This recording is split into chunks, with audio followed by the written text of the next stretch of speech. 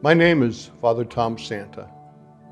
I'm a Redemptorist priest, the author of Understanding Scrupulosity, now in its 3rd edition, and the director of Scrupulous Anonymous, the monthly newsletter published by Labori Publications for over 40 years. I'm also the director of managing scrupulosity.com and have a social media outreach on Facebook through which I answer dozens of questions from people struggling with scrupulosity. I bring all of this to your attention not to toot my own horn, as the old saying goes, but rather to offer you some perspective and some credentials for what I'm about to share with you. I'm making this video despite my personal reluctance to do so. I've never envisioned myself to be a social media personality. I'm not trying to build up a huge subscriber user base, so you will not hear me asking you to subscribe to my web channel or to click on the bell, which is what you might hear routinely on other posts. I have only one purpose: to provide good, solid, orthodox, pastoral care and perspective for people who struggle with OCD, particularly with those who struggle with religious scrupulosity. I would not be making this video or any of the other videos that are planned and in production if there were a resource for the scrupulous that could be trusted. I would simply refer you to those other resources. Unfortunately, I have not found any other resource that I would recommend or that I find helpful and most of all truthful. Let me explain. The majority of people who are talking about religious scrupulosity on the different social media platforms are normally offering a very limited perspective on how a person with scrupulosity might maintain their scrupulosity. The direction and the advice that they offer begins with the perspective that religious scrupulosity is about sin. And then they go from that starting point and build their perspective and offer their advice. I understand this starting point, and I made the same mistake myself for many years when I began this ministry to the scrupulous. I was following the tradition of the saints and the perspective of many fine priests and others who minister to the scrupulous. In reality, all that I was doing was helping you maintain your scrupulosity. I made it a little less harsh, a little more compassionate in the process, but that's about it. All of the commentators, or at least all of the commentators that I have encountered and engaged on this topic, all have the same singular starting point. Scrupulosity is about sin, about the doubts and confusion that a misunderstanding about sin produces within a person. It can be effectively cured with a good confessor who is patient and kind, or by having the proper understanding about sin.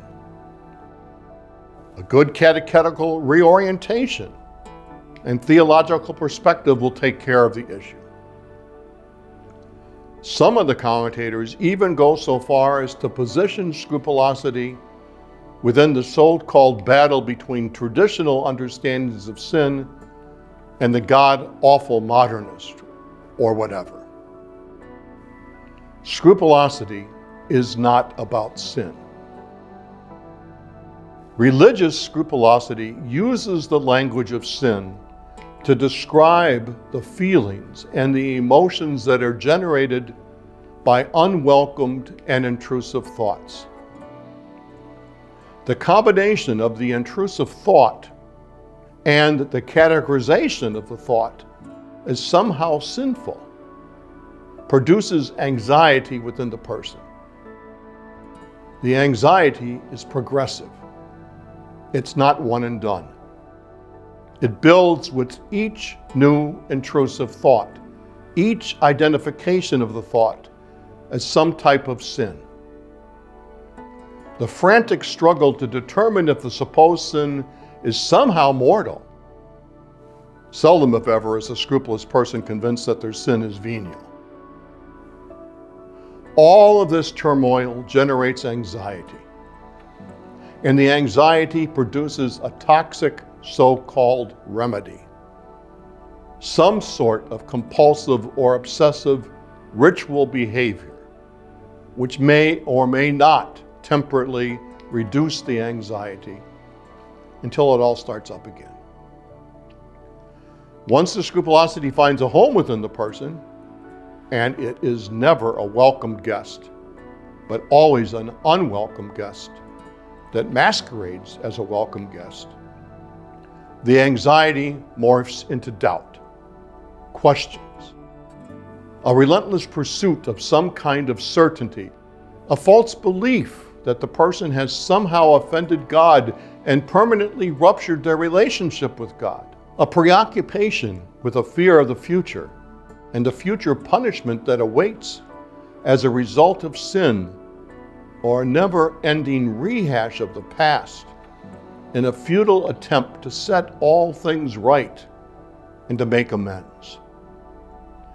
People can and do suffer with this torment for years upon years. In their suffering, they do not desire to continue to suffer and have no desire to seek help. But there is little help that is truly beneficial, or so it seems. This perspective is not true, but it seems to be true because so often the very people that they turn to for the help that they so desperately need only help them to maintain their suffering because they do not understand what is going on. Religious scrupulosity does not need to be quietly endured, and it most certainly does not need to be maintained. It can never be cured, but it can be managed. That is the hard truth. I state that it can never be cured because there seems to be remnants of the impulse that lingers in people who have learned to manage their disorder for many years. However, the remnants are not powerful, disruptive, or damaging to the mental health of the person, thankfully. Learning to manage your scrupulosity is not easy. For most people, it will be some sort of integrated practice that will include the proper prescription medicine, a trained and competent therapist, a trained and competent spiritual director, and perhaps the most difficult, a reorientation of some of your religious practices and disciplines that do not serve to help you spiritually, but serve primarily as a trigger for OCD. Most of all, you will need a generous portion of both actual and sanctifying grace. Thankfully, the Spirit of God is able to provide all that you need and to provide it in abundance. The sacramental life of the church can be a refreshing spring of God's grace for you once again, and not a place of torment or confusion. Something that is celebrated rather than endured. In this short video, I cannot provide you with anything more than a broad outline of the resources that are available to you.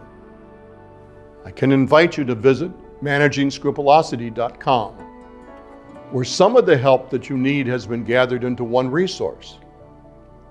It is only a starting point, but it is a good place to begin.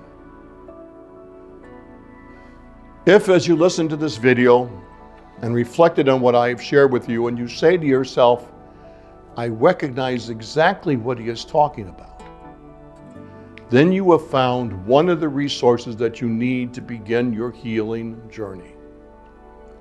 Please visit us at ManagingScrupulosity.com to continue your healing journey. I will conclude with one important piece of important spiritual direction and advice. If you are suffering from OCD and religious scrupulosity, and do not yet feel ready to engage the practices that you need in order to manage your disorder, know that I understand your reluctance. It is very risky and very scary to engage OCD in the manner that I am directing. Your reluctance to do so is most certainly not a sin, nor is it a moral failure of any kind. It's simply descriptive of how you feel now and is reflective of your individual perspective. You will know the time and the place. It is enough for me to know that at least you have a good resource to consult when you are ready to do so. Please do yourself one favor in the meantime. Stop relentlessly searching for answers for some kind of clarification and clarity in the false belief that this will somehow make you feel better.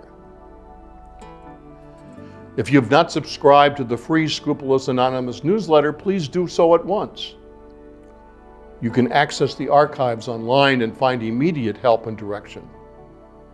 Simply go to scrupulousanonymous.org and start your subscription. It is free of charge, but very helpful. God bless you, and please be at peace.